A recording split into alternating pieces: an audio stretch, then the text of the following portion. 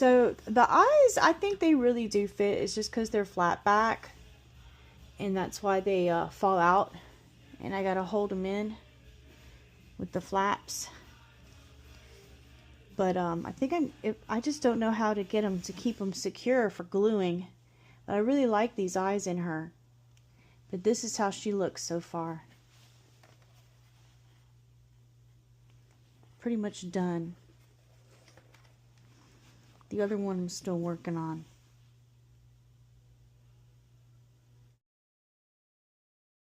Guys, I did show you the eyes before in the previous video, but here's what it looks like in, oh, I can't even, I was trying to take advantage of the ray of sunlight. There we go. You see the sun, how it looks in the sun? I was trying to show the eyes in the last one, but I want to show you what they look like with the Ico ones. I think those are like a, I don't know if it's acrylic, but basically, I mean, isn't it like basically plastic? Whereas these are glass. Okay, so here are, I don't remember where I've got these, if they were from Bountiful Baby or if they were from McPherson's. Here are these blue Ico eyes. They're very pretty. I love them. I think they're really pretty. There's just something about it. And see, it brightens up her face and everything, but it's just not, I don't think it's age appropriate. I don't know. I don't remember seeing like a 2-week-old baby or younger having this vivid blue eyes. I don't know. It's not realistic to me, but they're pretty. So, I just think they're just so much more realistic. And I can't believe that I forgot. So I'm going to look into trying to build back my eye stash so I can start giving my dolls glass eyes. I did it before, but this is Lindy by, I don't know how to say the name. It's Gudrun, but it's Legler is the last name. And she is a 3/4 limb kit. I've had this kit for a really long time. I started on it a month or two ago and then put it away. And then I continued it just within the last few days and finished her for the most part. Did I just mat her whole thing? I think I just matted her. Yes, I did. I just finished matting her, but I did not do the head yet because there might be a few other things. Yes, I did mat the head, but I want to do it one more time. And there might be a few more things that I might want to maybe touch up on the eyebrows or do a little bit of painted hair before I start rooting. I'm not sure, but I am almost 100% finished with the painting on her. And I'll show you her hands. She has little nail tips and gloss nails already. I try to make her hands like a little bit pink on the end right here, but I didn't want to make it too dark either. And then she has modeling under her skin on her arms and legs, and there's some veining going down around through here and down here, and then one branches off underneath. Wait, where is it? Oh yeah, it connects. I think it connects to the one on the other side.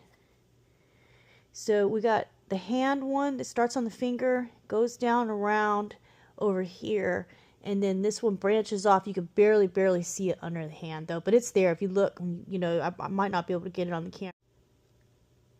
But so then it goes so it goes straight back this way and then around. I'm going to follow it. Yeah, that's the one that underneath. And then this one, it has one underneath. It goes into the hand, in the palm of the hand. And then there isn't any over here. There's a little bit of a hint of one right here. And then for her legs, it's the same thing. I did the skin modeling and I did the veining. So she has veining on both sides of her right leg, the inside of her left leg, and it kind of wraps around a little bit to the side.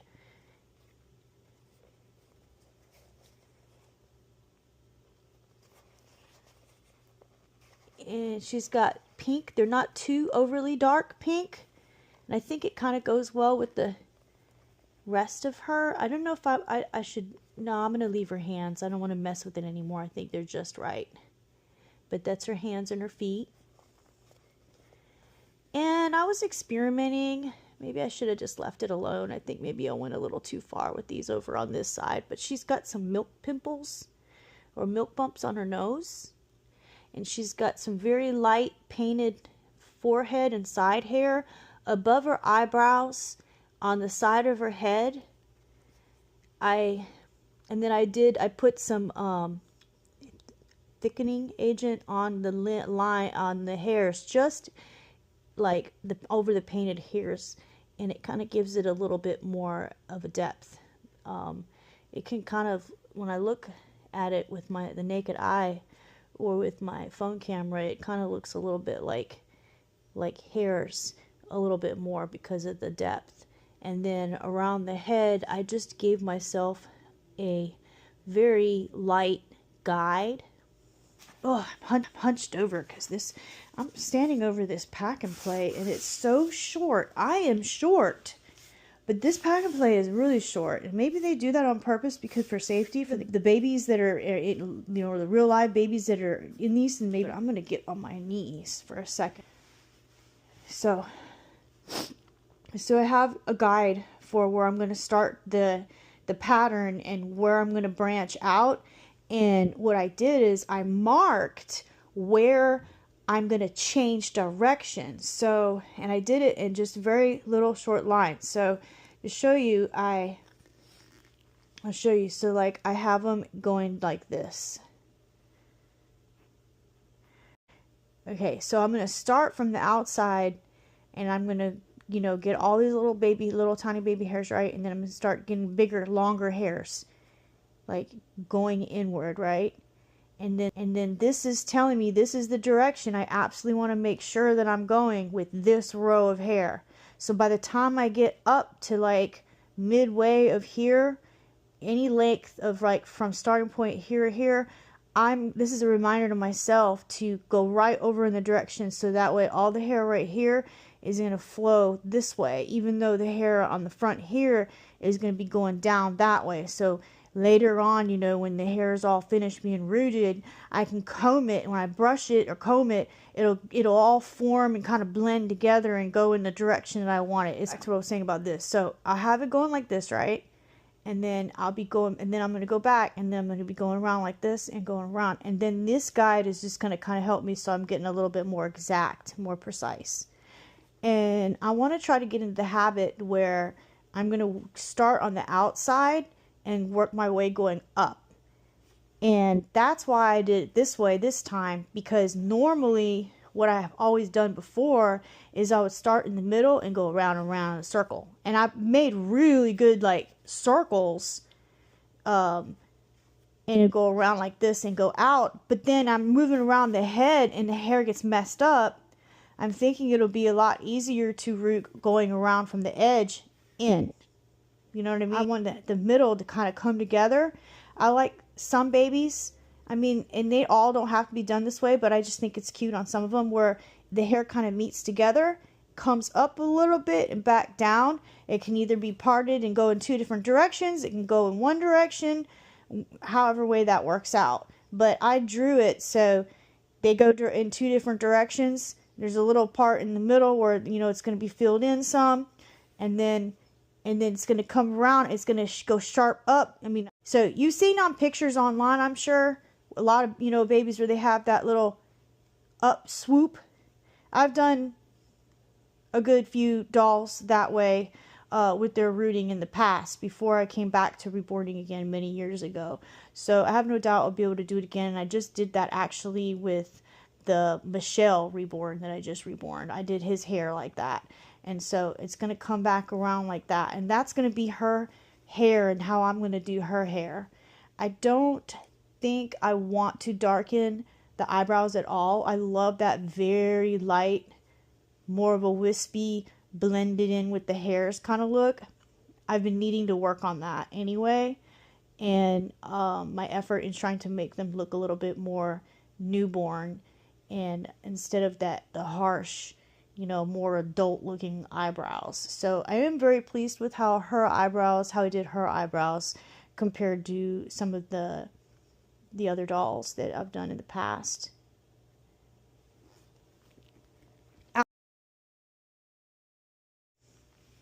So here's Elisa.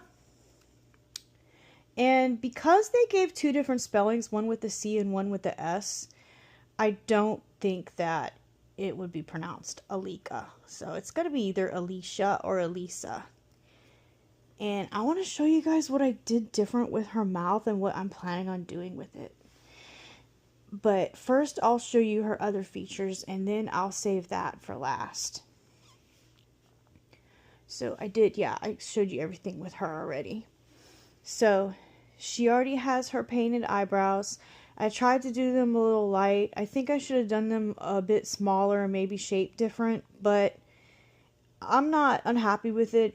I'm still satisfied with it. The only thing that what I may have done in the process is made this look like a little boy. And it might have just been how I ended up doing the eyebrows. Maybe if I had done them different, it would have ended up looking more like a girl. But so this baby has a lot of veining, like this one. I've got it connecting like all around the head. And on the limbs, oops, so yeah, I just had the one done on this limb because the arms are the last to catch up. So I did the head first and then I had to catch up with the legs. And then now I'm catching up with the arms and legs, and I have a little bit of, maybe like a handful of layers of Gemini and Genesis paints, and you can, I don't know if the camera will capture it, but the color doesn't even match because I'm that far behind in painting the limbs. Okay, so that brings up a whole nother topic I want to bring, is the cuddle babies. I wanted to talk about that and me wanting to do that, but I still need to finish what I am sharing with her and what I'm going to do with her mouth. And I've done it before a long time ago when I first started reborning. I did the baby spit bubbles in the mouth. And I came across a little bottle of the stuff that I can use that actually works. And what I had to do was I had to order these special little needles to be able to inject the bubbles in it for it to have that effect. But I finally got that in the mail, and I finally got around to practicing and making sure I had the right medium for it, and I do. And so far I'm leaning towards also giving her milk, like on the bottom of her mouth, like under her tongue, like, okay, so the recording stopped on me again, but I was saying that I'm going to give her just like a little small bit of like baby milk that pooled in her mouth under her tongue, like just a little tiny bit, like she just fell asleep from drinking her bottle or her milk or whatever, or you know, and now she's falling asleep and she's got like milk. And then I was thinking of having just a little, just like maybe like a couple little not spit bubbles, but bubbles, like right on top of the milk, so it's like the milk right there and she's falling asleep and she's happy. That's what I'm thinking of doing so far. And what I have already done, I'll take close-up pictures. I think I had them, I don't know if I already shared them in the other video or not, but I'll share pictures if I need to, because I know the camera can't always capture it when recording video. But I've done this with other dolls in the past, and I like doing this. And it is taking the tongue and giving it texture so it looks more like the real bumps on your tongue, and then putting the red colors and the little darker red spots, you know, on it to give it that texture, to give it that more of a real tongue look instead of just that smooth doll tongue. And I'll show you the comparison. Okay, I got my phone and I have the flashlight. I have the flashlight on the tongues so you can see. You see how it's just completely plain and smooth. And I totally like redid her tongue. She's got, she or he has really good shaded nostrils.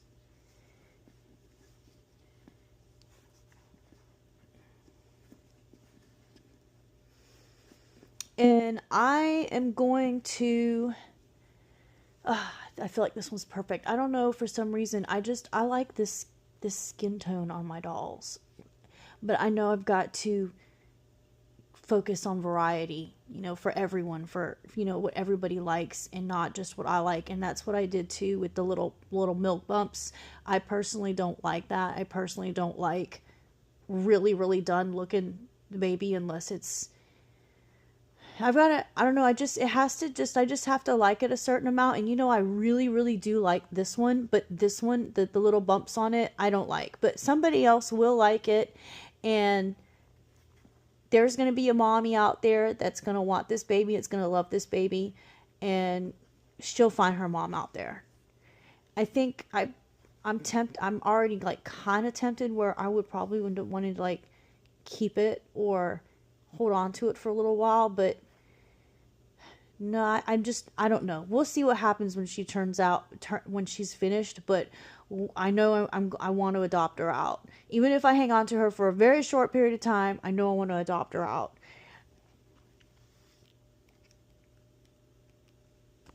I'm going to do a few layers of darker shade of paint so this baby is not so pale looking.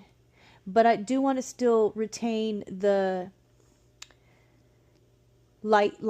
semi-light skin look, because I'm planning on giving possibly a him, because I feel like this baby has just turned into a boy. Reddish undertone, light to medium brown hair. That and if it's a little bit darker than I think it is, I will darken the eyebrows first before I start reading the hair. Okay, so I almost forgot that I was going to show you guys what I was going to do with the cuddle baby situation. So, I've always had so much more fun painting the heads, the details. I mean, it's a face. Come on, it's a face. It's more personable. We got a face looking back at you. But that versus the arms and the legs, boring. Nah, it's not really boring, because you know what? I have room to improve on the hands and feet. I am proud of myself. These are probably not the best hands and feet, you know, ever in the world, but it is a little harder for me with hands and feet. I try to do a layer of either a sealant or a varnish on the toes and the fingers, and even after that, sometimes you can see where there's like a little spot. Spot is probably from where it touched the rag and it probably rubbed off when it was being baked, and then it ended up not having a spot. So now I've got to put more red right there so it's even with the rest of the toe. But I don't like it when that happens. It doesn't happen too often, but what also happens is there's just spots that it's hard for it to stick to.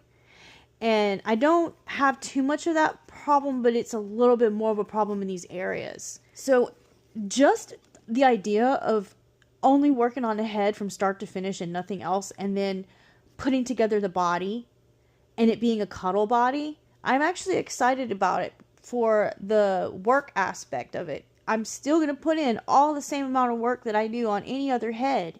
It's not going to be any less amount of work, but I think it's going to be more fun for me because it'll be just like head and then nothing else. And I don't have to go back and forth between the head and the arms and the legs.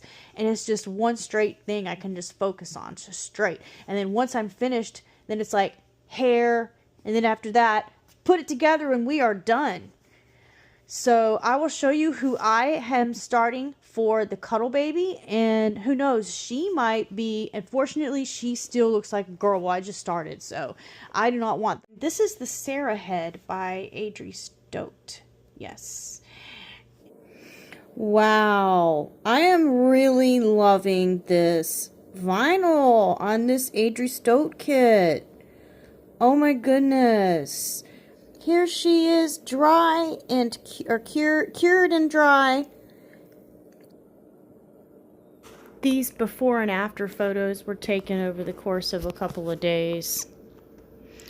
I have a bad habit of multitasking to the point where I don't just work on one thing straight. I'll work on multiple things, or I'll put something down and come back to it days later, which is why this video is taking me so long.